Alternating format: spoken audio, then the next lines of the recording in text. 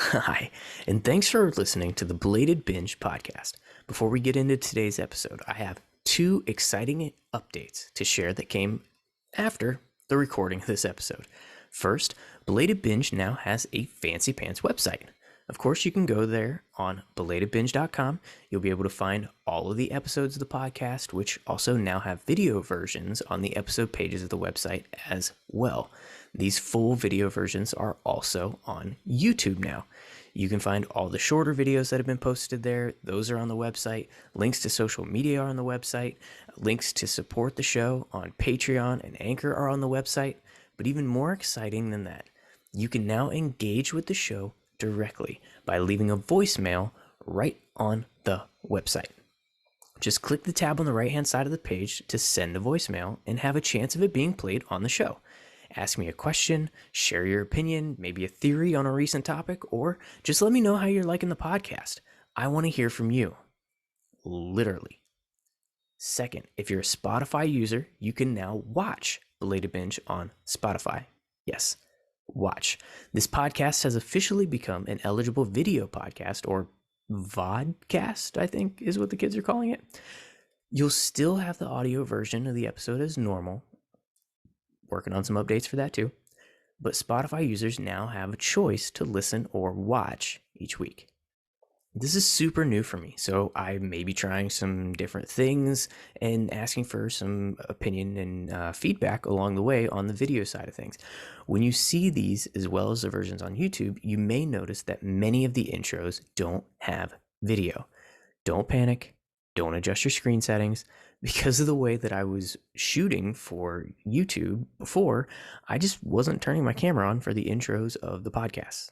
In most cases, this is only going to last a minute or two, and then the camera is going to come on for the play-by-play segment. Like I said, the audio version will still be there. You may see two versions uploaded in some cases. The videos on YouTube will still be there. This is just another way that Spotify users can engage with the show. And I know some of you may have recently switched to another platform, and that's totally fine. Whenever I hear of opportunities for other platforms to support video, I'll be trying that too. Now, let's get you to the episode that you came here for. The Belated Binge Podcast.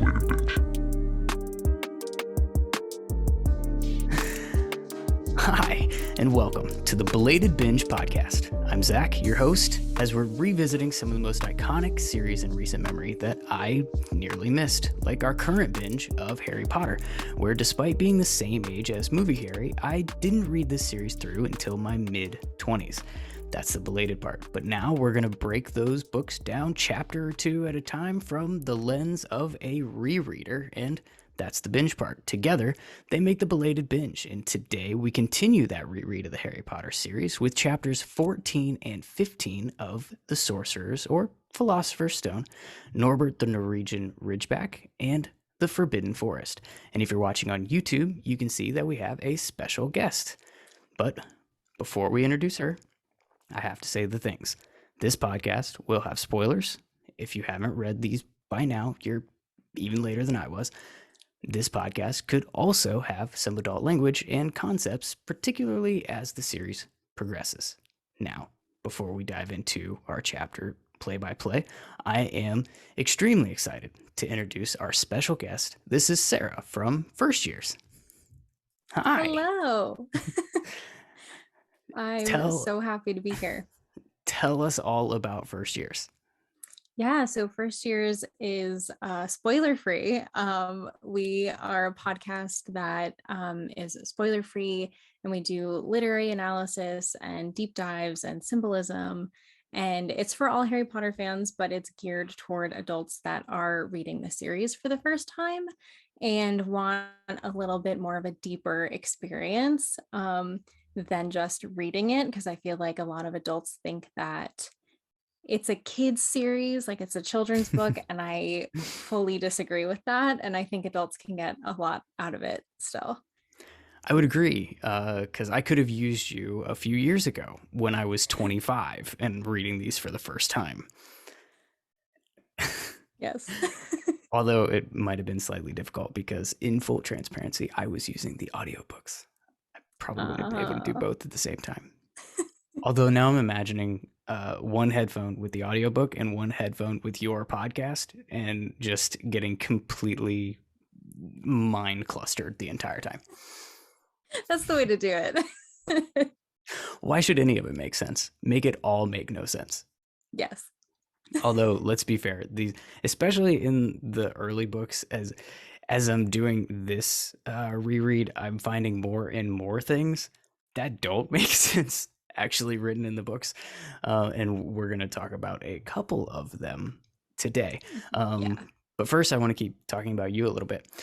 So I found First Years a few months ago, actually, and I've heard a ton of the episodes. Most of the early ones, most of the newer ones dating back through like book 4, and I'm like piecing some of the things together towards like the end of 2 and early 3, like still catching back up a little bit. I was actually listening in preparation for this earlier today to all the way back to your book 1 when you did chapters 13 through the end of the book. And now I feel like I know everything about the Sorcerer's Stone or Philosopher's Stone. So hopefully you had it all right, because I'm completely leaning on that as fact. I hope so. I mean, I always try to like do my best when I like research stuff, but some things are hard to find. But it's always really fun to sort of dive into the deeper part of the internet and see where I can sort of connect the dots with things. Right. And that's something that I noticed, particularly today, was how you the the way that certain things are in this series are taken from existing mythologies that are already out there. And one question that I thought of to ask you is, do you think that that is genius or borderline plagiarism? You know, that's a hard question to answer because I was just, what was I watching the other day? I had like just had this conversation with somebody about sort of the overlaps between Lord of the Rings and Harry Potter and Mm. how like I'm pretty sure J.K. Rowling has claimed that she hasn't read The Lord of the Rings, and I don't really know how that's possible given how many things overlap. Um, and I think, you know, things from mythology are pretty much fair game to use, Mhm. because it is so old and we can sort of make it our own. But I think there's probably a very fine line between the two, right? And I think, Mhm. especially with mythology, I think there's so much freedom there to sort of make it your own. Like, how many retellings have we seen um, of certain stories? And, you know, for example, like um, Hadestown on Broadway right now, which is like the retelling of Orpheus and Eurydice, and how many reinterpretations of Shakespeare have we seen? Um, and so I think there's a lot of room in that, but you know, it also is, I think there's a fine line there, especially when it's like Lord of the Rings has a giant spider and you have a giant spider. You know, like you're kind Yeah. of like, okay, well, Like, all right. I see. I definitely get where you're coming from there on the Lord of the Rings piece, you know, and any overlap that, because kind of that's almost like the Burger King calling out McDonald's in their ad campaigns type stuff. You know what I mean? Like that sort yeah. of relationship competitively. But when you just talk about mythology, like pulling the Sorcerer's Stone and alchemy, and you know the name Nicholas Flamel, and pulling other things that were clearly uh, borrowed or expanded upon, I think is almost part of the genius of the series, because people find familiarity there and it gives more to theorize on and to like dig into that you don't necessarily have to have all come out of your brain, which I don't know that the author was quite thinking all of that ahead, but it worked out really well in her Yeah. favor in that way. I mean, I really think a lot of the genius of Harry Potter is from how she manages to weave everything together and Mhm. how, um, you know, everything sort of comes back into play sort of at the end. And like, I remember years ago, I was listening to the audiobook of Half-Blood Prince. I think it was Mhm. Half-Blood Prince. Best book. And there's like a throwaway line when they're in the room of requirement. And it's like, oh, they just walked by like a troll statue with a tiara on it. And I like stopped dead in my tracks and I was like, they walked by the diadem in this throwaway line in book Mhm. 6 for it to like It come was back and be so important in yeah, book 7. it was when he hid the Half Blood Prince potions book. He used Yeah. the tiara, quote unquote, to make the bust of the weird looking warlock statue look more distinguished. Yes, I'm Yeah. slightly familiar. That is easily my favorite book in the series. Like, Yeah. it's not even remotely close to anything else. Um, so, anyways, that tangent aside, we did actually read a couple of chapters today. But you also, aside from gracing us with your presence over here, you actually let me come on to your show recently. And by the time somebody is hearing this, that episode will be out. So Yeah. hopefully you still have listeners. And thank you for letting me crash your podcast. No, yeah, we had a great discussion over on first years. And so I'm really excited. As of the time we're recording this, it's the next episode to go up. So I'm really excited to share that episode with everyone because I think we had a really good discussion about I Order of the Phoenix. I had fun, yeah, and we were in book 5. So, what was it like coming back to book 1? Since you've spent You, so much time going through, you had to go in like major rewind mode. yeah, I really did. And it was really fun, especially sort of looking at how things are set up in book 1 and how it reflects onto the other books. But Yeah, also like one of the things there I think in these chapters there's like a little throwaway line about Harry learning about Jupiter's moons in astronomy class. And I'm pretty sure in book 5 like he has I should have gone back and looked and seen if it was actually Jupiter, but I'm pretty sure in book 5 he like part of his homework is like talking about Jupiter's moons again, and I was like, wait, you haven't learned this over the last 4 years? I'm gonna call that a oopsie on the editors, but to be It could fair, be. how much does Harry actually retain? Let, I let's be real. mean, not a, I think, you know what? I think Harry is very much like a practical learner. Like Yeah, if the class has to do with like hands-on stuff, I think he definitely like remembers it. Um, but yeah, I don't think he likes like by the book stuff. Since he complains about history of magic all the time. And then who like, doesn't? Who doesn't? I as someone who like never liked history in high school, I feel like wizarding history would be pretty cool to learn about. Maybe if it was taught by literally anyone else. Okay, true. I feel like, yeah, like if you're just listening to somebody talk for an hour, that's tough. And Yeah, I feel like if somebody else was teaching it, it would be a lot more interesting for sure. yeah, we're led to believe that we're getting the uh, transparent version of the Peanuts teacher. Just wah, wah, wah, wah, wah, wah, wah. It's a bad impression and a dumb joke. Um, so, one more question before we get into the chapters. Do you still notice new things when you go back to a reread, or is it Yes. pretty much old hat by now? No, I think I definitely noticed new things. Because I mean, this is like why it's just like it's so not just a kid's book because there's so much there. I mean, in my podcast, we're working through Order of the Phoenix right now, and that book came out in 2003. And there's so many things that are mentioned in there that we see that still relate to our situation politically today.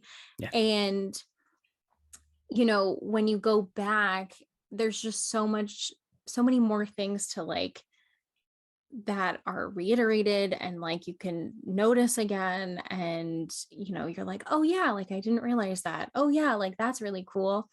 um and you can just constantly go back to the text and find something new and see something that connects back to like something else obscure in the book. So I think there's always something more to discover. Yeah. Yeah, I would completely agree. And this time I don't expect you to have listened to a bunch of the episodes of this show already. Lie to me and pretend that you have. But I've said it at nauseum by now on this podcast. But I've been super like hyper focused on Dumbledore this time Mm-hmm. through, and his particularly like the behind the scenes grand plan puppet mastery. Is it a marionette? Is that what the thing is called? I actually Marionette, don't. yeah. Yeah, that's the one. That's the one. I think a marionette is something completely different that I don't know the definition of. Um, but just about every single chapter, I have found something where it all ties back to that in some way. And one of the things that I've been trying to do is really start to see, when did Dumbledore start putting certain pieces together and certain pieces in play? And spoiler, we're going to talk about some of that stuff like Yeah, right I now. Dumbledore is one of those characters that like I know a lot of people like to, and don't get me wrong, I love analyzing Snape as well, but I feel like, you know, most people think like one of the most complex characters is Snape in the Harry Potter series, and I really think Dumbledore Oh is. yeah. And it's one of those things where like I can't wait on my podcast to tackle Dumbledore and just have a whole episode dedicated to Dumbledore, because I'm spoiler free, I can't talk about, Hmm. you know, Yeah. everything that he does in the series quite yet, but he's one of those people that we from the get-go we trust, right? He's like the first person we really meet in like the Yeah. first wizard we meet in this world basically, and Harry trusts him, and he's like this figure that we just inherently trust as readers, and yet he is someone that is extremely flawed and makes a lot of decisions that yes might be for the greater good, but like does a lot of damage to Harry. Yeah. And you know, I think a lot of people forget about that Dumbledore really isn't perfect, and he made some really horrible decisions in Harry's life, and you know, left Harry with an abusive family Yeah. for the majority of his life. um and so yeah, I just think it's so interesting. I love talking about Dumbledore. I do too. And if you're taking volunteers, I'll take a number like the BMV for guests on that particular episode. I'm Yes. 100% down. This podcast could go down in absolute flames and misery, and I would still be down to come talk about Dumbledore on your Good. podcast. So reminder, if you have questions or can't remember some of the nonsense that I've spewed about Dumbledore in past episodes, you can go back on the app that you're listening to now. The show is also on YouTube. We're doing bonus content on Patreon as well. And you can also get early access to all of the episodes ad-free over on Patreon. This is an independent production, and so any support is going to go back into the podcast and to also feeding producer Jack. Speaking of Patreon, I mentioned this earlier, but you will be hanging around for a bonus episode today as well. So that will be out by the time the majority of people are listening to this. So if you become a patron, you can get more Sarah as well. So to catch you up from last week, we had Christmas. Harry got one step closer to unknowingly becoming the Master of Death. He spent hours staring at his family that he'd never seen before because the Dursleys suck, and it took a magic mirror for him to do so. It wasn't hanging on a wall, and it didn't show him the fairest of all. It just showed him all of his family that he'd missed out on his entire life. We learned who Nicholas Flamel is. Neville was a total badass, taking on both of Malfoy's goons at one time. Our red herring plot got pushed forward with Harry spying on Snape and Quirrell having a cryptic chat in the woods for no reason at all. So now we're going to pick back up with our chapters play-by-play. Play-by-play. So chapter 14, the Norwegian Ridgeback. It begins and ends with virtually no real purpose other than to get us to chapter 15. We're going to talk about it, obviously, but let's be honest. The dragon plotline is about as interesting as watching a golf tournament on mute. This is like when a movie gets a random chase or action scene that doesn't actually make any sense or have any bearing on the plot of said movie. You know, like burning down the burrow. Because, action. Anyways, the gist of the action of the chapter is that Hagrid got drunk at a card game, got swindled for information on Fluffy, which we don't find out until much, much later. He won a dragon egg and is now trying to raise a baby dragon in his wooden hut, because who wouldn't? The trio gets a hold of Ron's brother Charlie, who organizes a stealth extraction of the baby dragon before it kills Hagrid, his dog, and perhaps everyone else that comes anywhere near it, including the students of Hogwarts. Ron gets bitten, which is apparently pretty bad. He's in the hospital wing, and Malfoy finds out what's going on from Ron's book that he took when he conned his way into the sick ward to bully Ron. We'll pretend that decision is Lucius's fault too. Then Malfoy goes on his plan to rat them out, and Harry and Hermione are successful in getting rid of the stupid dragon, but get caught out of bed because they're 11 and stupid and left the invisibility cloak behind. Now that you know what happened, there's at least a few things that we can dig into with some more attention. And the first one is what happens at the beginning of the chapter. It's when Harry's asking about the protection of the Sorcerer's or Philosopher's Stone, and Hagrid comes back with the quick conclusion that it couldn't hurt to tell him what professors are contributing to its protection. Do you think this is Hagrid just giving them a little too much information?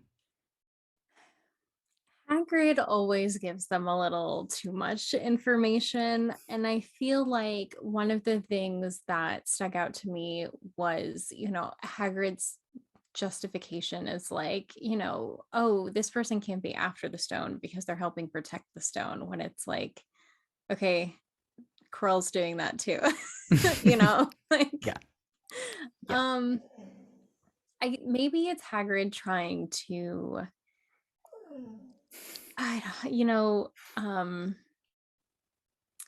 give them enough information so that they shut up and leave him alone about it, but it kind of backfires into space. I kind of think that's his thought process. That's fair. We're gonna pause for a brief 10-second intermission while producer Jack is whining at me incessantly, and I need to give him his blanket. Please hold, all. And we're back. And that's staying in the episode, because why not? Anyways, I think and have been working under the assumption that this book in its entirety is all about Dumbledore figuring out what he's got to work with in Harry. What his instincts are, his natural abilities, as he, because he's beginning this journey to ultimately try to take down Voldemort, who Dumbledore is convinced is still out there and is inevitably going to return. Dumbledore went into it expecting to have the king for his chessboard. What he didn't know is he was getting him, plus a queen in Hermione, who's a total badass, and a knight in Ron. Thoughts? I love that. And I also feel like that gives almost even a crueler, cold-blooded side to Dumbledore, which but I like that interpretation of it. And I think, I have Order of the Phoenix stuck in my mind because obviously that's where we are on my podcast. And when we see how Harry's sort of emotional situation in Order of the Phoenix, which he's not in a good place in that book, and yet there's a lot of things that I feel are done because it's for the greater good, like Harry not being able to put everything in a letter to Sirius because things need to be kept secret, because if the Ministry finds out, it's all over. Or McGonagall telling Harry that he needs to keep control of his temper around Umbridge. Like there's all these like protocols that he has to follow for the greater good, but ultimately it's detrimental to him and to his mental health and his well-being in general. And I think there is something to be said about, this whole plan that Dumbledore has for Harry to, you know, go up against Voldemort. And, yes, it's for the greater good of the wizarding world, but like kind of at what cost to Harry, Mm-hmm. you know? Yeah, for sure.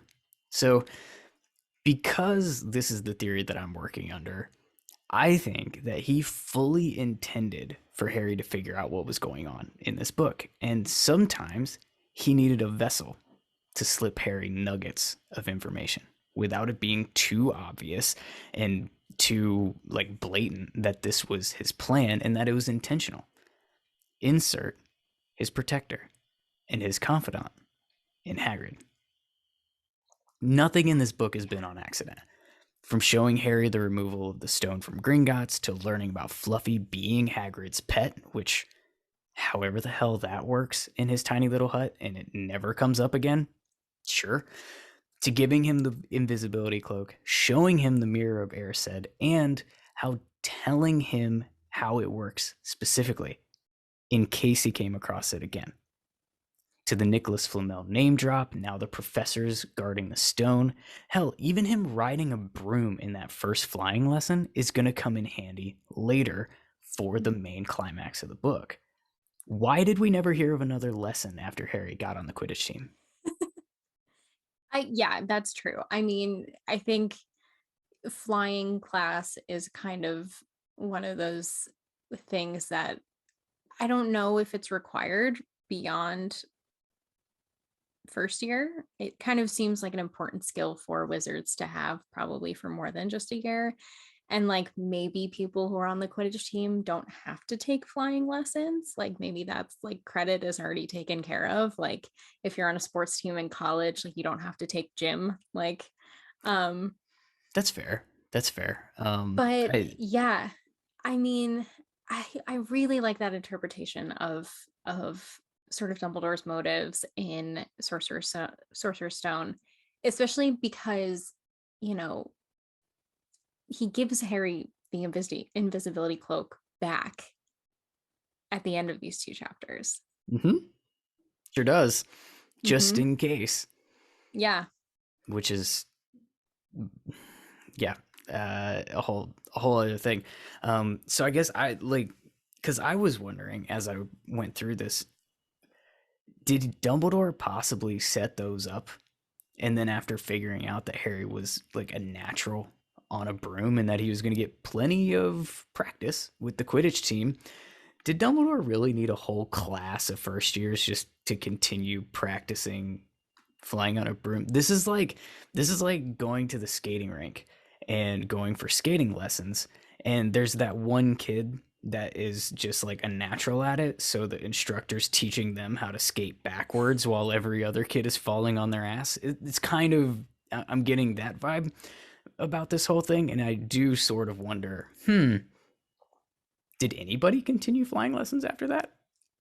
It's a good question. And it also makes me wonder, like, Dumbledore didn't leave a lot of room for error in his plans. Like, what if Harry like sucked at flying? Or like, what if Oh, you Hagrid, can bet that those lessons would have kept going. We'd have known damn good and well that they were happening. like what if Hagrid was like, no, I'm not telling you anything. And then they were just like, okay, well, we don't really have any other information to solve this mystery. And then like, you know, Hermione would have like gotten a specific library book for Christmas with a little slanted note, just in case. Harry would have just tripped over a broomstick as he stepped out of bed, and it was charmed to fly on its own. I don't know. yeah. We would have. He would have found a way, I'm sure. But I like the way you're thinking because we have a whole segment that's dedicated to exactly that kind of stuff. So we're definitely going to do more of that a little bit later. But either way, you lean on flying because it's a trivial part of this whole thing, and Quidditch never actually matters. Just the stuff around Quidditch matters before I get canceled on Twitter. Dumbledore wanted Harry to have information throughout this whole thing. And I would not be shocked at all if these Hagrid slip ups and oopses in the iconic, movie for I should not have said that. I should not have told the not an accident. I think they were in a lot of cases very deliberate. Mm. Because think about the purpose that the information itself serves. Harry now knows, specifically this one in this chapter, that there's more beyond the trap door. If you can get past the three-headed slobber monster, there's multiple lines of protection between that trapdoor and the stone. Now he knows exactly how many lines of protection that there are and who laid those lines of protection in order to get an idea of what they might be. And he's already given him the keys to solving the final one, the mirror, that he made sure that he found and told him how it works. This makes me like, I mean, not for the first time, but it's like now I have even more questions about Dumbledore's morality. And like, you're sending like an 11-year-old down to face these obstacles that are supposed to keep like very powerful wizards away. Mm-hmm. And like, I suppose you could argue that Dumbledore knew Quirrell was gonna like go down there first and take care of most of the things first. But like, that's like a big risk to take Right. on an 11-year-old. Yes, and I wish that we could have this discussion, but I have already started to theorize how exactly those obstacles were never intended to be there for Quirrell. They were always intended to be for Harry. That's fair. But then I feel like that makes it even worse, because then it's like, oh, all right, yeah, not 11-year-old, like, go down and face all of these horrible things, please. Right. But again, if it comes back to the way that I've been thinking, that's what this book is about. It's the testing ground book. How does Harry do in the face of pressure, and how does he work through different obstacles? First, putting all the clues together to get him there, and then what does he do when faced with certain things, because they all test different parts of your makeup. Granted, he definitely didn't know that he was going to have Ron and Hermione to be his ringers in some of those obstacles that he would have been totally dead on for sure. But also, what did he, again, goes back to one of the sentences I said earlier, what does he have to work with in Harry? So if Harry had failed at Mm-hmm. everything in this first year at Hogwarts, would Dumbledore have spent year 2 creating tests for Neville? I had never thought of that. I doubt it, specifically with Neville, only because Voldemort doesn't give a shit about Neville. True. Because part of this, so I would theorize that Dumbledore, yes, is raising Harry to be his little hero, right? To ultimately take Voldemort down. But he's also preparing him for his best chance at survival in doing so. Because regardless of whether he starts, training him in this way, Voldemort's coming after him either way. True. So he can either try to stuff him under a Fidelius charm and hide him from Voldemort for the rest of his life and not have the key ingredient to the kill Voldemort stew, which is a sentence I never thought I'd say out loud. Or he can basically try to prepare Harry, one, to have skills in order to survive, but also to go on offense. Because let's not pretend that Dumbledore doesn't need somebody to go on offense. Yeah. In this scenario. No, because and I have to believe that he's putting stock in the prophecy. He's putting stock in Harry being the one that has to do certain aspects of this, because otherwise he could have just done this shit himself and we wouldn't have 7 books to read. Yeah. You know? Yeah.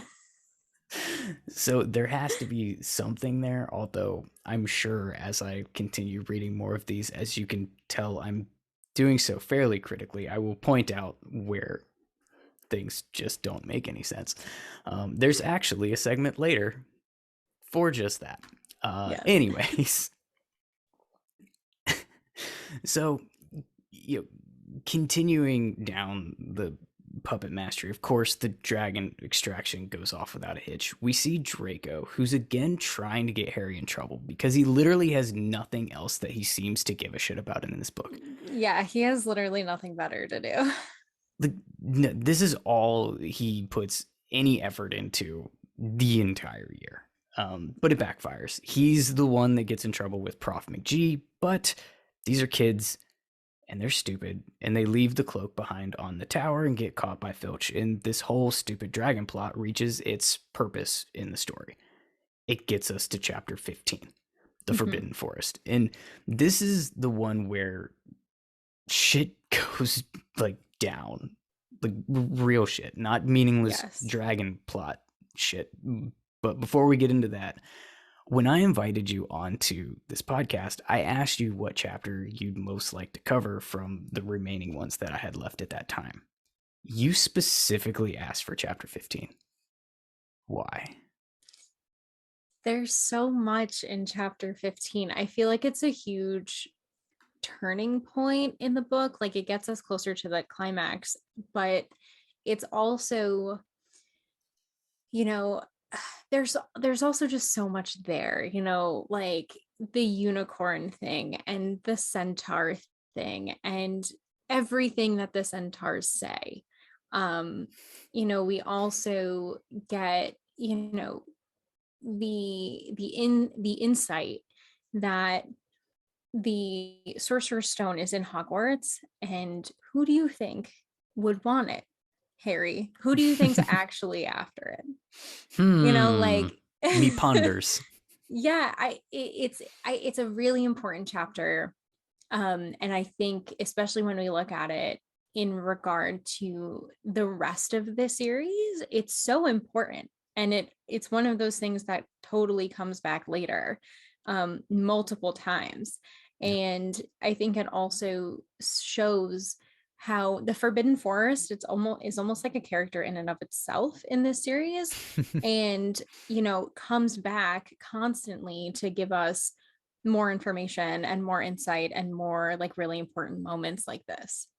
Yeah, I'd never thought of it as a character, but that's 100% accurate. It comes up a ton. Yeah, like a ton. Wow. Yeah. Huh. So, shall we dive into getting into it? Let's do it.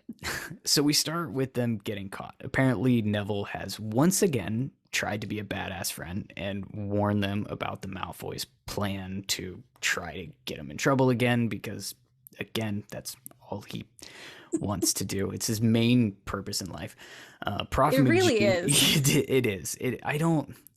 And I've said this probably 100 times by now, so I'm not going to beat it into the... Yes, I am. People blame Lucius and Narcissa, basically, for creating Draco and use that as such a crutch to give him an excuse for like all of his behavior throughout these books up through the whole series to like book 6. And honestly, we'll probably talk more about Draco in Patreon because I'm very curious to your thoughts on him. But some of this stuff, it's not like Lucius said, hey, do everything that you possibly can to try to get Harry thrown out of school in your first year.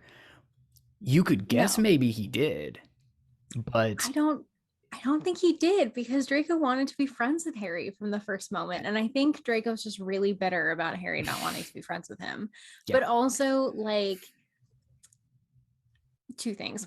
The first is like, yes, like I don't think Draco really has a lot of excuses at this point in his life for acting how he does. I think later in the books, I think we can have a lot more empathy for him and his situation, and we can talk about that later. Specifically one book. Yeah, yeah. One book. But also like the only thing I'm like really thinking of right now is how in book 2, when we see them in Borgin and Burke's and Draco's complaining about, well, Hermione's like, yeah, she has like higher grades than me, but it's not my fault. And it's like, okay, well, maybe if you spent less time trying to get Harry in trouble and more time on your classes, maybe you would have beaten Hermione in some of your classes. See, I was thinking of the same chapter, but specifically where Lucius says it would not be great for you to look like you're against Harry. Like, you shouldn't be going out of your way to like be anti-Harry. But that's literally all he does. That's yes, constantly, forever. This is his whole purpose. Anyways, I can't just keep. Prof McGee is pissed. She hasn't been this mad since the last time she whiffed on the Quidditch over-under, which is totally a shout-out to binge mode. She takes 50 points from Gryffindor for each of them, and we're not going to talk about that here because it's going to come up later, because math and asinine stuff. While Harry's moping around about the points that he lost, he stumbles across Quirrell, apparently whimpering and sobbing. Not again, please. All right. And then he goes running out, and Harry's first thought is that Snape was somehow threatening him and that he just disappeared somewhere when Harry looked in the classroom. We obviously know better. But what is a student not named Harry Potter thinking in this particular moment, witnessing this weirdness? Like, my professor needs St. Mungo's? What's going through their minds? Like that, or like, ooh, what weird affair is Quirrell having with somebody? And where are they? Are they invisible? Is he being terrorized by Peeves? I don't know. Maybe like that would be the only like reasonable explanation of like, okay, maybe Peeves is just like being a dick, like, I don't know. I like that. Can Peeves go like full transparent and then pop back up? Like, I don't know if I'm pretty Poltergeist sure can he do can. that. Yeah, I'm pretty sure Peeves can. That's fun to think about. Yeah. So this could not be a Voldy baby parasite on the back of his head that's torturing him mentally. It could just be Peeves torturing him mentally, which I'm not sure which one I like more, if I'm honest. Anyways, we know this is Voldemort wanting unicorn blood. Here's my question. Quirrell is tortured here. He's terrified. He's super upset to be doing this. He's doing it because he seems to fear the alternative, the consequences, the punishment for not doing it. What are they?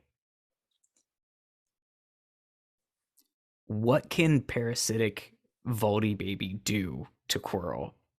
I mean, he's got to be able to do something, right? If like, and I wonder, like, yes, Voldemort's like surviving on the back of his head, but I feel like Voldemort has to have some sort of access to his like subconscious of some kind. He must still be able to like do some sort of magic internally. I don't know.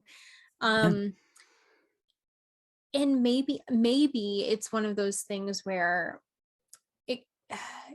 can Quirrell survive if Voldemort then leaves? Is Voldemort just going to be like, well, I'll just leave the body and like find someone else who will do my bidding for me, and like you'll lose everything, or I'll send somebody else to kill you, or you'll just die? Because maybe like, yes, it's a parasitic relationship, but maybe there's something about it that's like slightly symbiotic where he like kind of needs him as well. That's really the only thing I could possibly think of. That's really interesting. That Voldemort could do.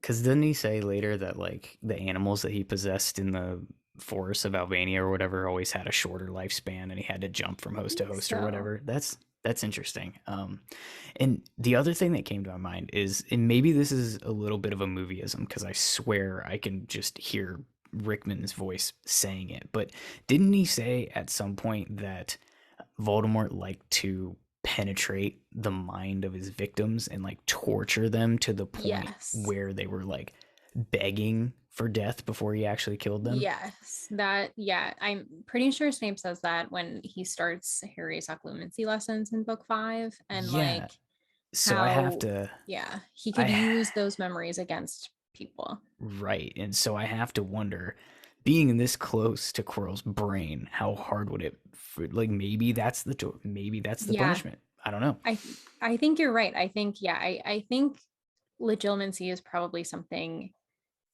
that you probably don't necessarily need a wand for, Mhm. especially if you're really talented, like we know Voldemort is. And yeah, I think it would not be that hard for him to just access that part of Quirrell. Yeah, interesting. So now it's detention time, which of course takes place at 11 o'clock at night, and they're headed to the forest with Hagrid because this is the most logical way to spend detention, Yes. right? Yep. It's almost as if there's a specific reason for it. Yeah. Hmm. Yeah. Tell me where this lands in your head canon.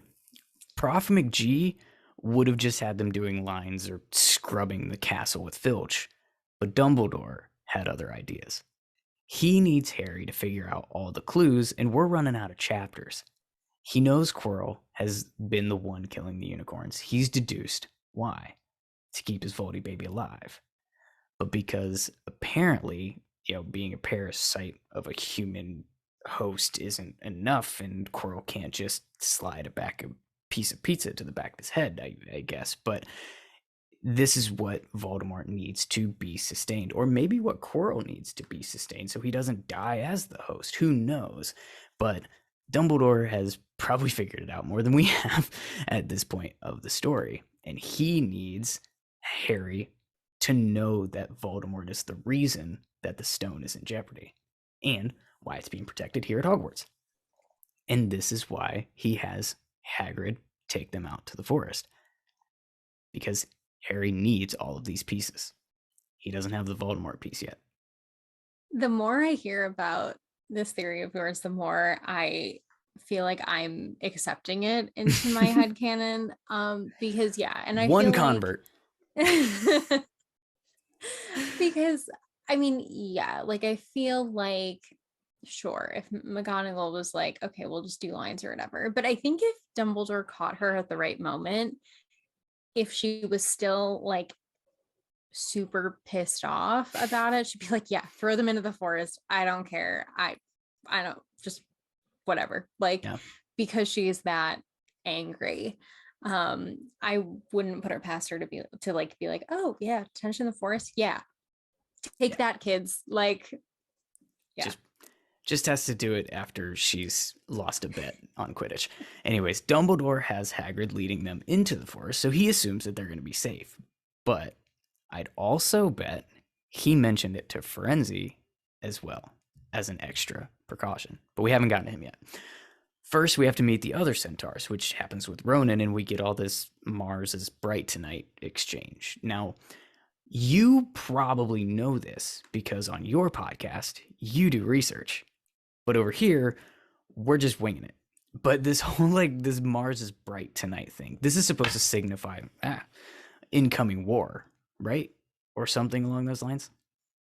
Um, that's a good question. I don't know it off the top of my head, but Mars, I'm pretty sure technically was the Roman god of war, so that would totally make sense. Um, and I think there's a lot of foreshadow in everything the centaurs say, especially when you look at it from a perspective of the entire series. So I would totally buy that Mars is bright tonight would be a significance of war is coming, especially since what we know about how the centaurs sort of fortune tell is that their sort of method is more slow moving. Mm-hmm. While like what we end up seeing in divination class is more like immediate, like you're interpreting dreams, you're reading tea leaves. Things are like those events sort of happen closer together. While the centaurs can see things years into the future. Mhm. And, we don't, yes, Voldemort comes back in book 4, but the actual war that we have isn't until the last book. So it's sort of like a long-term Yeah. foresight that they have. And we don't know when they saw it. So I said on Right. this podcast before that the centaurs have prophesized that Harry is going to be killed in the forest by Voldemort. Yep. And I've heard others in the fandom, I want to say Mugglecast, but I'm not 100% certain on that. But some have theorized that they were able to see in the planets that that was the ultimate outcome that was coming for Harry and Voldemort in the forest, but they couldn't quite pinpoint when specifically, just a general window of time, perhaps a decade or short, like a kind of a vast period of time, but in the span of, the universe, kind of like narrowing it down, but didn't know the exact moment. And they might have actually believed that that's what's happening right now. Yes. Yeah, I totally buy that. And that's one of the foreshadowy things I wrote down about these chapters is like, um, because it's not, you know, prophesizing and seeing the future isn't an exact science, right? So, Yeah. um, they might think like this moment is happening now when really it should happen in the future, and it does. And sort of at the end of the chapter when Harry says, "Oh, Bane thinks friends should have let Voldemort kill me," I suppose that's written in the stars as well. Totally is. Like Harry has that moment. um Yes. you know Yep. it absolutely is, and not just like with what they see, but with the prophecy that we learn about later that Trelawney made, that neither can live while the other survives. And we actually have like that moment in book 7 of Harry sort of accepting his own death, knowing that this is the moment, um and him dying temporarily before he's able to come back Yeah. and sort of finish the mission. Yeah. But that's why they're so like mad right now when Firenze saves Harry from Voldemort, which of course we should talk about. Do you have anything to say about the shenanigans that Draco pulls that ends up with him and Harry being paired up for some reason, separated from Hagrid? Draco has the audacity to like be terrified to go into the forest, and then once he's in the forest to like scare Neville. Like, bro, there are so many things in this forest that could kill you, and I feel like being an asshole and like, you know, causing shenanigans in the forest like really isn't a really super safe way to like be in the forest. First of all, second of all, like that's just a dick move. Like, come on. Yeah, but it gets Harry and Malfoy paired up, Yes. and they come right in at dinner time for Voldemort, which sure, but wasn't it hours ago that Quirrell ran off sobbing from the classroom to go do this? Yes. Is this how long it takes to hunt down a unicorn? Is I would assume so. If they're that hard to catch, I feel like it must take a while to A, locate one, and then B, be fast enough to kill it. That's fair. And it's better than what I was thinking. See, I was thinking maybe he just had to go like change into his um complete opposite special occasion hunting cloak, the opposite of an orange hat and orange vest. He's like full camo cloak. Realtree's not a sponsor of this podcast. So Malfoy and Fang are they're toast. They bolt. They're gone. Harry's paralyzed by fear and scar pain, and in comes Dumbledore's backup plan, Firenze, to save the day. Or night, because apparently punishment for being out of bed at midnight because of Hagrid is to be out of bed at midnight with Hagrid. After saving Harry surprisingly quickly, we find out that Firenze knows some shit. After this like shouting match, and even mixed in with it a little bit with Bane, he tells Harry about Voldemort and the Sorcerer's Stone in the castle, and he lays out the clues on a silver liquid unicorn blood platter, which sounded better when I wrote it down than when I actually said it out loud. That's gross. But I want to talk more about the Firenze stuff, but not just yet. They get back to Hagrid, detention ends, and Harry finds a gift in his bed, as you mentioned, the invisibility cloak with a note from Just In Case from State Farm. No, it's Dumbledore. But that's our chapters. Did I miss anything that you wanted to hit on before we move into the rest of the fun we have planned for? No, I think you covered everything. Cool. So that gets us into our scouting report. Scouting report. Okay, so each week on the Belated Binge podcast, we pick one character to dive deeper into based on their actions in the chapters that we read. For YouTube viewers, we're in chapters 14 and 15 of Sorcerer's Stone this week, and we are talking about Firenze. So Firenze, and I'm saying Firenze because I've heard more people say Firenze. Do you pronounce this another way? Like, how do you actually say this name? I think I said it like 3 different times in the last time I talked about him on this podcast. I say friends because that's what they say in the film, but I know the audiobook says frenzy. So I think there's a divide. I think it's kind of like do you say nut or canut when talking about wizard money? I don't. They're all just coins. It doesn't make any sense whatsoever. Because I know there's like a divide with like people that like say canut versus nut, or like Lucius versus Lucius, and like frenzy versus friends. I don't know. I think it all depends on like what medium you listened or read first. Yeah. So I'm an audio. Well, that's kind of a lie. As a kid, I did read a couple of the books, but I didn't stick through the series, and I remembered next to nothing. But going all the way through, it was audiobooks, and I was a grown-ass man.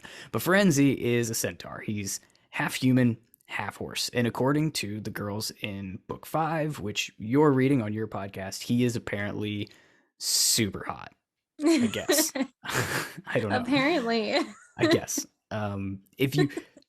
Would you call that accurate based on the depiction in the first movie where we get a glimpse of him? Because I think he looks like a creepy gargoyle thing with horse legs.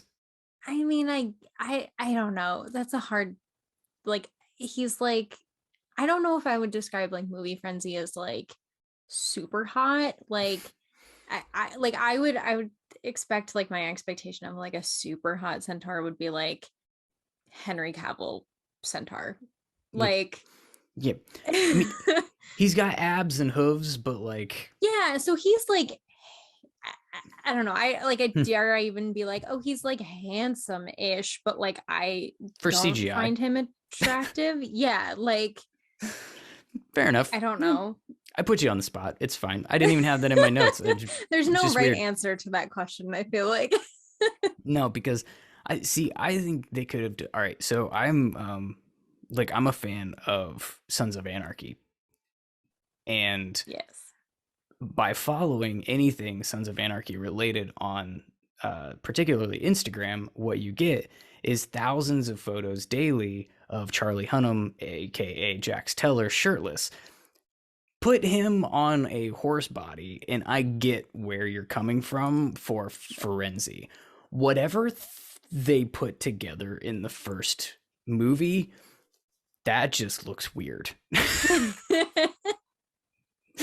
Anyways, we learned in this chapter that he's not as keen as his fellow centaurs to just sit back and watch the inevitable unfold, while the rest of the herd or pack, or I don't know what the proper term is for that, they've chosen to just stay out of the impending wizard war. He has chosen a side. We see it here and in book 5 when he becomes a professor at Hogwarts. But whose side? Is he anti-Voldemort or pro Dumbledore? I don't know. I want to say both. I mean, I feel like, but he's probably more pro Dumbledore. And I say this because from what we see of the Wizarding world, like they're super anti anyone who isn't a wizard, right? Like they Mm, hate werewolves and centaurs, and we see that. And I yeah. think things would only ever get worse, under Voldemort's rule. But it's even if he was just like anti Voldemort, like things wouldn't necessarily change for them in the wizarding world, while like being pro Dumbledore, like Dumbledore definitely like is someone who's like pro centaur and pro An werewolf ally. and pro whoever Hmm. you are, as long as you're a good person and like can teach. Yeah. Yeah. So everyone who's read the books has figured out that Dumbledore's a puppet master. Maybe they're not going full tinfoil hat as I have into this, but he's behind the scenes just putting puzzle pieces together and putting his chess pieces in place in three analogies just all mushed together right there. You're welcome. What isn't explicitly written is exactly when he starts putting certain pieces of the story together. On the page, he just kind of knows stuff. And the how and when is murky at best. If I would have known how I would be seeing the story for this particular reread when I started, I probably would have named this podcast something different, like Dumbledore and his puppet mastery, Dumbledore and the real story, Dumbledore and the pig for slaughter, or I don't know, that's trademarked. Don't get any ideas. The one thing that I found fascinating is trying to piece together some of those details, and I believe that at this point in the story, he already knows Harry is going to die in order to defeat Voldemort. What does that have to do with Firenze? He's the one who told Dumbledore. Oh, What do you think?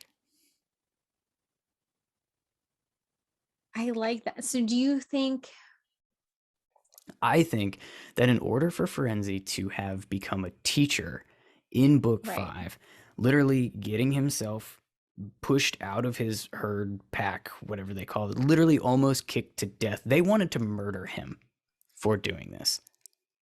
He didn't just do that because he's picking a side in the Wizarding War. He had to have done that for some sort of personal reason to think that that was worth it to go help Dumbledore in this way in the moment where just Dumbledore needed a teacher and he Right. was willing to help Dumbledore needing a teacher so that the ministry didn't put one in place. He was willing to go through all of that for Dumbledore. They had to have some sort of personal relationship.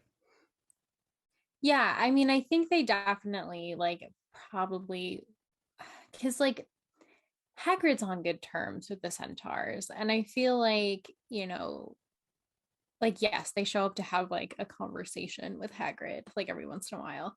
Um, but yeah, for Dumbledore to like have a conversation and to feel comfortable enough to be like, "Hey, I need you to come teach for me." They would have to be closer. Mm-hmm. Um, so you think friends told Dumbledore about Harry needing to die? Is that right?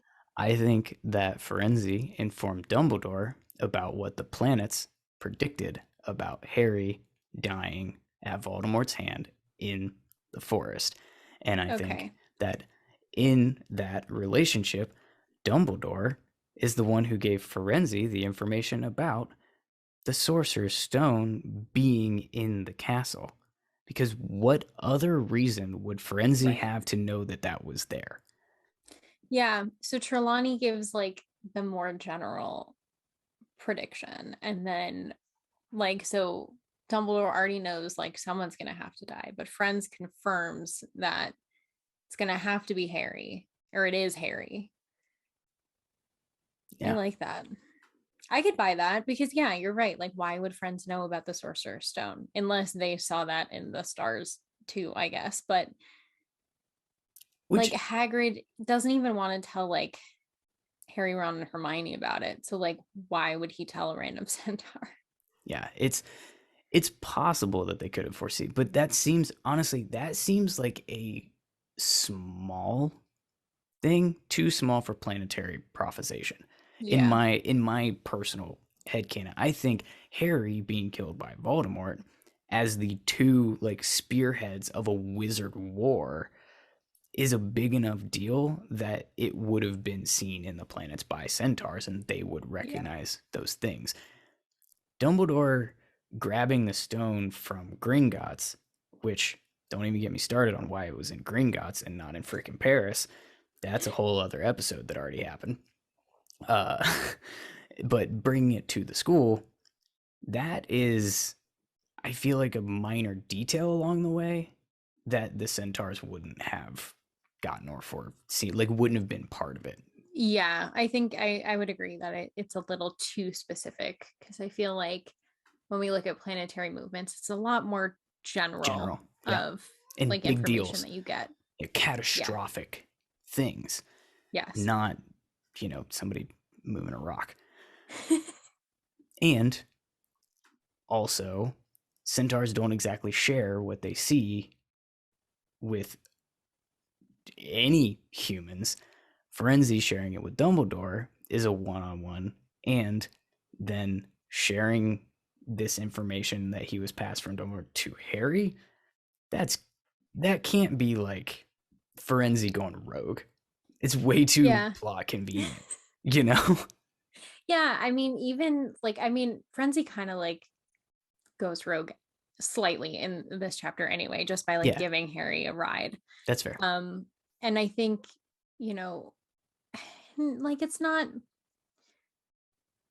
yeah, like I think it probably is purposeful. And I think the reason behind him going along with that is because he does have, different morals Yeah, than the rest of his yeah, brethren, really. He's like, well, I'm not going to stand aside. Like, I'm going to do my part to like help because maybe he does know what's at stake if they lose. yeah, yeah. Very possible and fun. This is the kind of stuff that I like to nerd out about, and that keeps me up Yes. at night.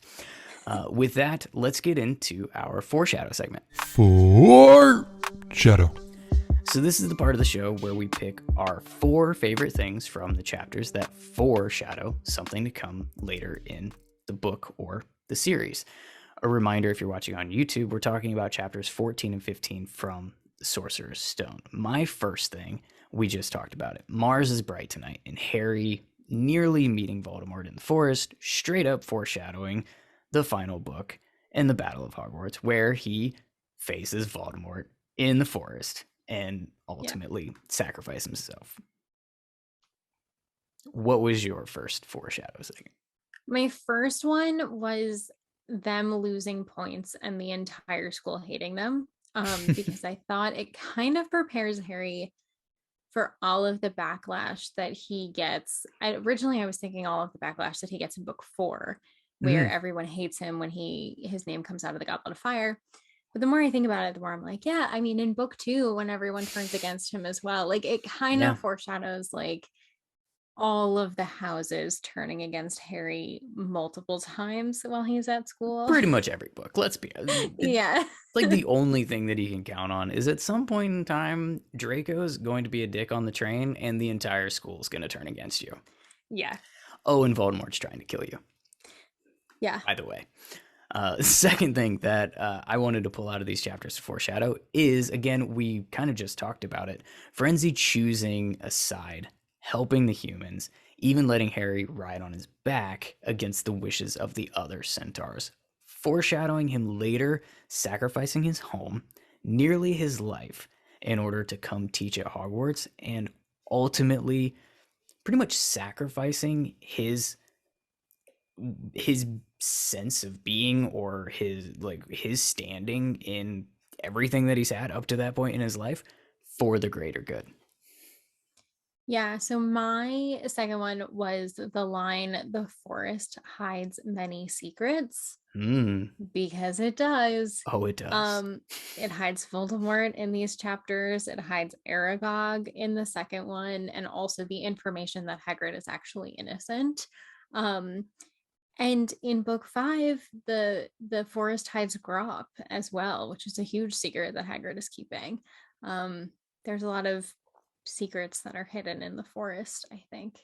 That's true. I'm also thinking of one from book 4. It hides Barty Crouch Sr.'s body as a Yep. bone, which is creepy if I think about it now. What else hides in the forest? It hides whatever the hell happened to Professor Umbridge when she Yes. got carried away. And I don't know. Yes. I'm not looking forward to when I have to theorize about whatever went down there. Mhm. So we're going to move on to the next foreshadow on the list. I had Harry and Hermione going on this dragon adventure together as a duo without Ron.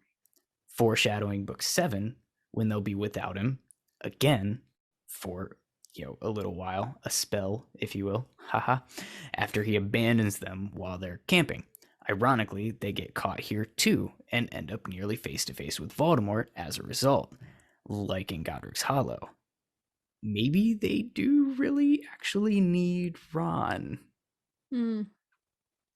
Yeah, I mean, he's a pretty essential part of, like I feel like, especially in the movies, it's easy to forget like how important Ron I actually was is. literally going to say he's super important despite how hard the movies try to make that not so. Yeah, like he really has like an actual role in the trio in Yeah, the books.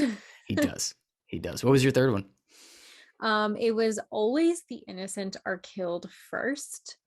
Um, Definitely like talking about the unicorn, but also foreshadows the entire rest of the series where innocent people are killed before the guilty ones are taken down.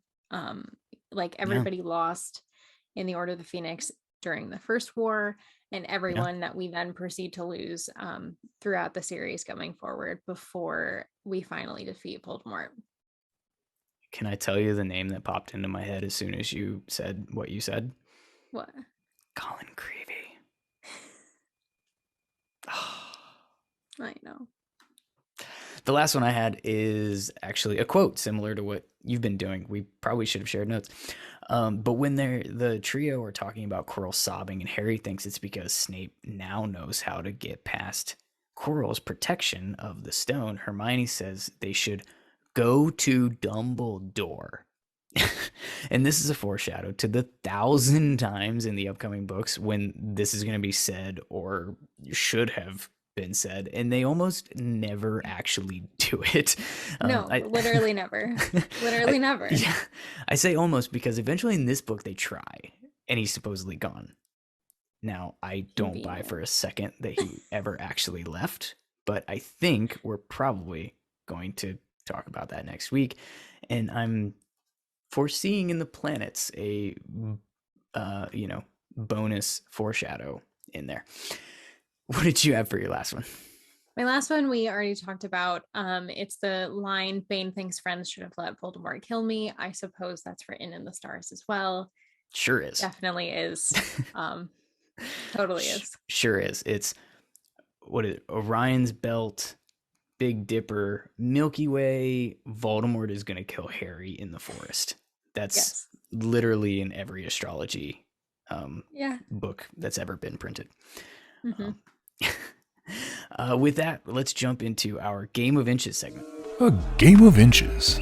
So this is where we do some theorizing about what would happen if something in the chapters that we just read went slightly differently. For this one, we're going back to chapter 14 of Sorcerer's Stone. What if Harry and Hermione don't forget the invisibility cloak on the lightning struck or the astronomy, or does it have a name? The tallest tower. The tower, yeah. Yeah, the tower. I think it was called tallest in Charlie's note. Anyways, presumably they don't get caught. They don't get detention. Malfoy and Neville do, which is only like 50% cool to think about. Side note, Would those two have had to go into the forest with Hagrid, or would they have gotten lines or gotten to scrub the floors of the Great It Hall or depends whatever? on what Dumbledore's motivations are, right? Like if Dumbledore is really trying to like feed as much information to Harry as possible, then no, they'd probably just Yeah. do lines for a few Mm-hmm. hours. Yeah. Um, Otherwise, if that was going to be the detention either way, Dumbledore would have had to figure out another way to get Harry into the forest. I think regardless of like what Dumbledore is planning, like Harry would have had to find J.K. Rowling would have had to put Harry in the forest somehow, you know. And So I think he would have found himself there anyway. How is a really good question. And that is the exact rabbit hole that I intended for us to go down. Because without that detention, how does Harry learn about the unicorns, their blood, and ultimately Yeah, Voldemort? What is the other way that it happens? Does Dumbledore find a way to get him into the woods using Hagrid? Does, probably. yeah, like, I don't know what that reason would be. Maybe maybe they go to visit Hagrid. Hagrid's like, "Oh, I'm on my way out. Like, here, like come along, Give me a like I'll hand. show you some of the forest things." Mm-hmm. And then they just happen to come across some unicorn blood. Mm. See, I was wondering if it's not almost just another info dump where Hagrid tells them about the unicorns that are being hurt or killed in the forest in passing, again, with tea and raw cake and boulders that he tries to get children to eat. Does that maybe perhaps like lead Hermione to the library to find out about the life-sustaining cursed existence from the drinking of unicorn Yeah. blood? Or maybe like the part of Harry that needs to be involved in everything, he goes into the forest himself to try to figure it out. Like Vigilante. maybe. Possibly, yeah, because even if they're able to get the unicorn blood piece, it's still a stretch getting to Voldemort, particularly for Yeah. an 11-year-old, even if these 11-year-olds were written to have the intelligence and snarky vocabulary of a 36-year-old British author. Anyways, does Dumbledore perhaps arrange for a substitute lesson plan in one of the classes? That was going to be my next thought was that maybe Dumbledore uses Snape Could and be they Snape. talk about the uses of unicorn blood since they use the tail and the horn in potions. Wouldn't really be that far off for maybe like him to talk about like, oh, we Try don't to use make unicorn sure. blood because X, Y, and Z. Something comes across, Harry has an idea. Oh my God, I bet that's like something that blah, blah, Mm, blah. And then they go investigate. That would, yeah, I think that would work. I'm thinking of the potions master where he just starts firing questions at Harry to be a dick. Like maybe he's firing questions about unicorn blood. Do you know what happens if somebody drinks blood from a unicorn? Yeah. Something along those lines. I guess it has to be more about. I don't know. I can't do Rickman. God, nobody can really do. Those are Rickman. hard shoes to fill. Right, right. Maybe Firenze teaches the substitute class. Maybe he guest Possibly. teaches. Yeah. Either way, there's a lot riding on this detention going down, particularly in the forest in the middle of the night, and a ton of ways that it could also have been avoided. Hagrid doesn't have a secret dragon. Prof. McGee gives him a normal detention. They don't forget the cloak. Malfoy doesn't find out about the dragon. Hagrid takes the dragon to the tower either with them or instead of them and handles this himself like a big boy. Neville hits Draco in the face with a helmet from a suit of armor before he can rat them out. That's the one I like best. So many ways that this could have been avoided, and Yeah. no simple way of getting the information to Harry. Mm-hmm. But it wasn't avoided. It happened. Right. And Right. now we know with virtual certainty Voldemort's not dead. He's much closer than anyone could have imagined, except maybe Dumbledore. Right. So that leads us into our meaningless awards segment. Each week on the Belated Binge podcast, we give away 3 meaningless awards based on the events of the chapters that we read. For YouTube viewers, reminder, these are coming from chapters 14 and 15 of Sorcerer's Stone. The first award this week is the Game Ball. The Game Ball. So the Game Ball is the standout character, the winner, the MVP, your shining star for the planetary prophecies. For me, this is Firenze. For saving the Chosen One's ass, for the info dump about unicorn blood, for the hint about the Sorcerer's Stone in the castle, and for dropping the Voldemort-sized bomb on our story. Who did you have as your winner from this chapter, or these chapters? I picked Charlie Weasley because it astounds me how Ron's like, hey, Hagrid has an illegal dragon. We need help. And Charlie doesn't ask questions. And he's like, yep, I'm going to send some friends on Thursday. Just make sure you're there and we're all good. And I'm not going to, it's fine. He really came in clutch when Ron needed him. And I think that's really impressive. He did. And this is one of those prime examples. I'm thinking back to remember in book 5 when Percy sends the letter to Ron. I just was writing the episode about that chapter. Can I just skip it when we get there? Good Lord. Worst. Oh my gosh. The worst. It's the worst. It makes me cringe. Do you need wine or beer or something? But that's one way that an older brother would treat a younger brother in a situation like this. You have Fred and George, who would have just absolutely belittled him in every way of making fun of him for getting himself into this predicament. And probably, let's be honest, being them, would have been like, you figure it out, little bro. Yeah. We're just going to sit back and see how this goes. They would have sat back, wanted to see how it played out because they would have thought it was hilarious. Yeah.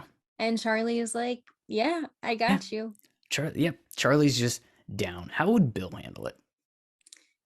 I think Bill would handle it very similar to Charlie in that, I don't think he would have left Ron hanging. I think he would have found a solution. However, I think Bill would have been like, why are you involved? Why do you have a dragon? We need to have a talk about how your first year at Hogwarts is going, because this really isn't what you should be involved in, right? I think Bill would probably give him a few lessons and would ask a few questions. More so than Charlie did.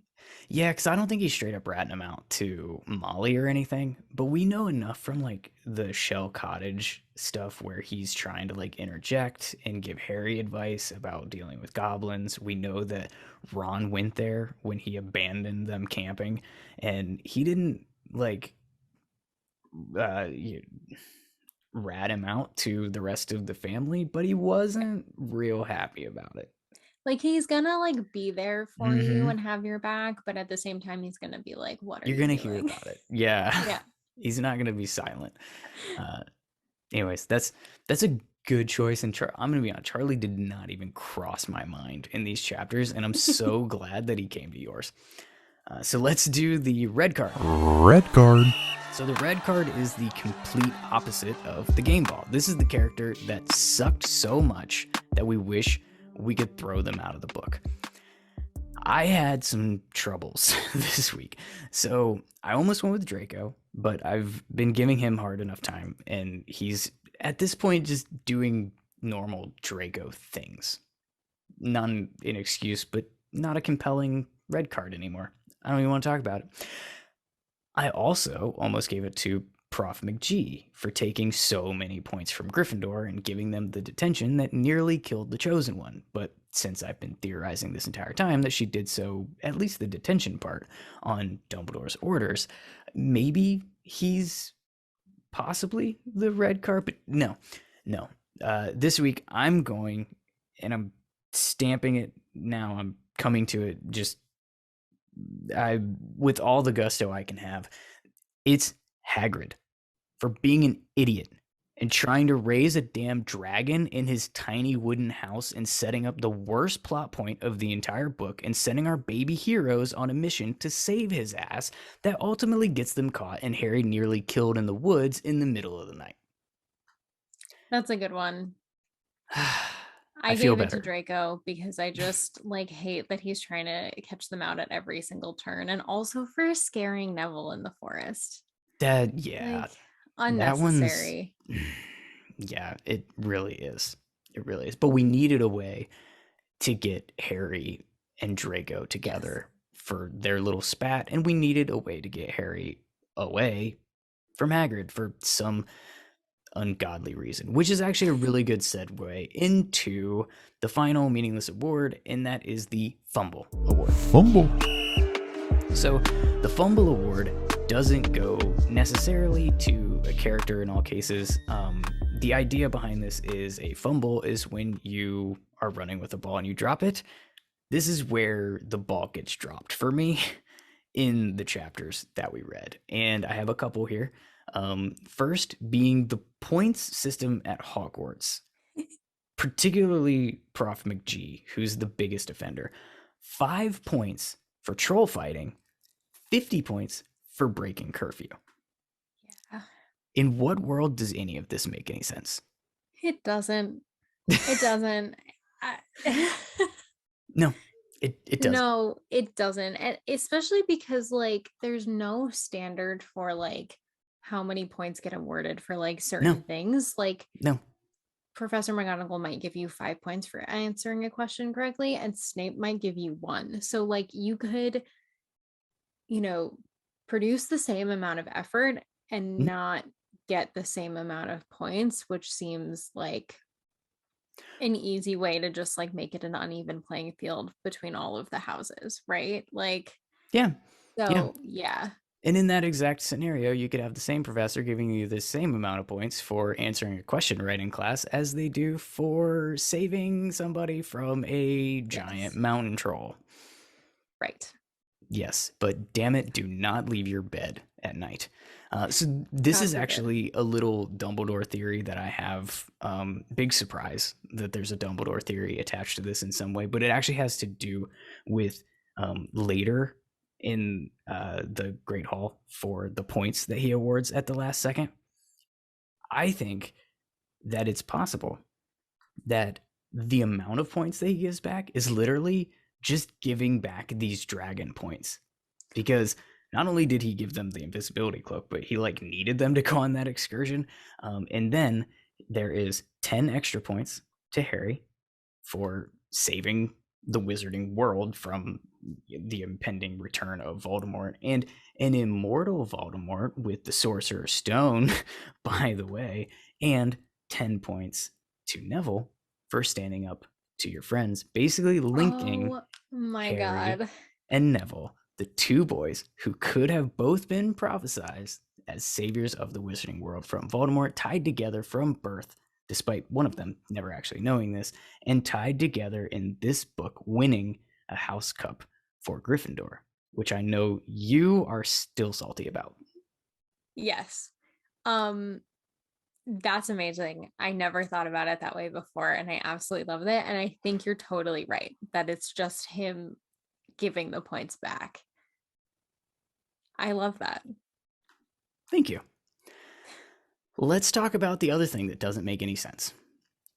The whole detention is bonkers, but you plot, we needed Yeah. it. But then Hagrid splitting them up. You are Yeah. looking for a probably dead unicorn and suspect someone or something very dangerous of killing them, and you're sending 11-year-olds to track it down alone with Courage the Cowardly Dog for protection, and like throw up sparks if you're about to die. It's absolutely batshit crazy whether you're following Dumbledore's orders or not. Like, Hagrid should be glued to these kids.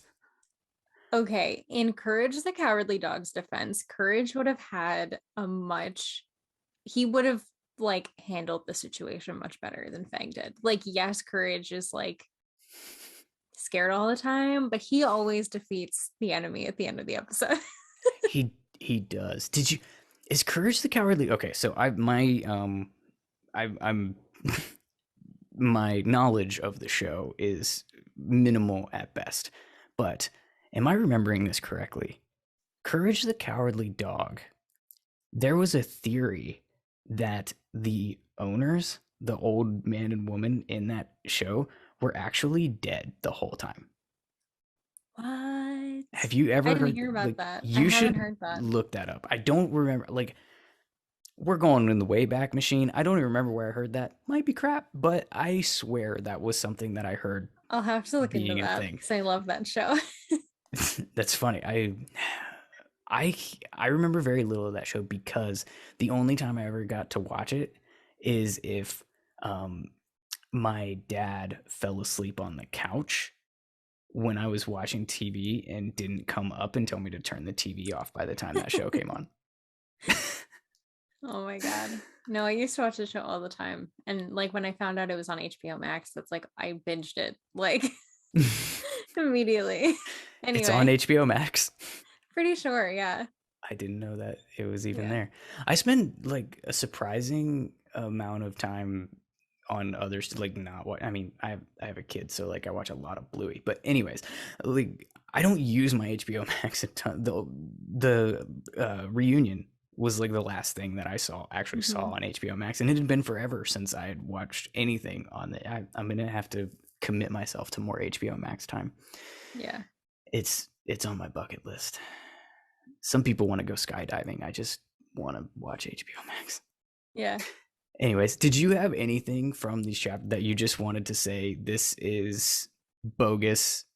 And Yes. you can blame the author, you can blame the plot, you can blame characters. This is fair game. Yeah. Well, going along with the last one you just said was I had written down that the detention in the forest with extremely dangerous creatures and for the detention to last all night. Like Filch is like, I'll be back at dawn. And it's like, okay, we're just gonna be out here for 6 hours, and then are they expected to go to class the next day, or is this like a Friday yeah. night? Like, I don't know. This is I don't know Hogwarts. either. It's a death trap. It's a security nightmare. I don't know. Yes.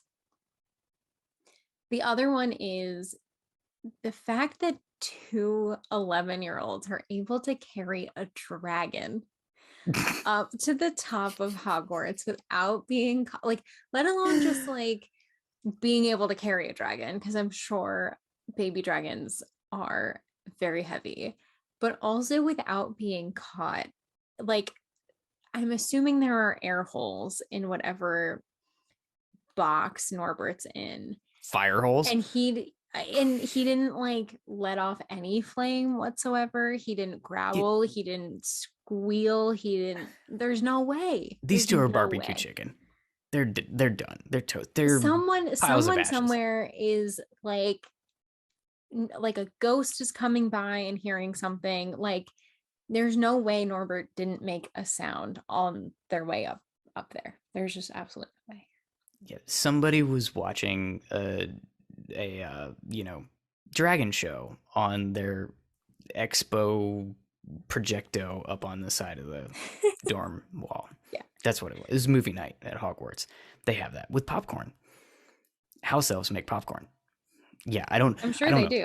I can't defend it. I can't. It's no. I think no way. sort of just. I just think that whole plot point is really dumb. So I didn't spend a ton of time thinking that hard about it. I'm glad you did. One of us had to do their jobs. With that, we've reached the end of this episode of the Belated Binge podcast. Sarah, this was fun. This was a blast. Thank you for slumming it over here on my podcast. You are welcome back anytime. I hope you will. Yes, I would love to. It's always a really good conversation. I'm glad somebody thinks so. Please tell my wife. Anyways, as always, shout out to producer Jack, who we work like a dog. Remember to follow and subscribe on whatever platform you're listening to on right now. Leave us a review if that platform allows. 5 stars, please. I know several do. Apple Podcast does. Spotify does. If you've made a switch from Spotify, Good Pods is really cool. They allow ratings on by a per episode. basis, which is pretty cool. I think Podchaser does, and there's several others that allow reviewing, and it really does help us out, especially us indie podcasters. So just even if you don't want to spend a dime on Patreon, that is still support for us, and it is awesome.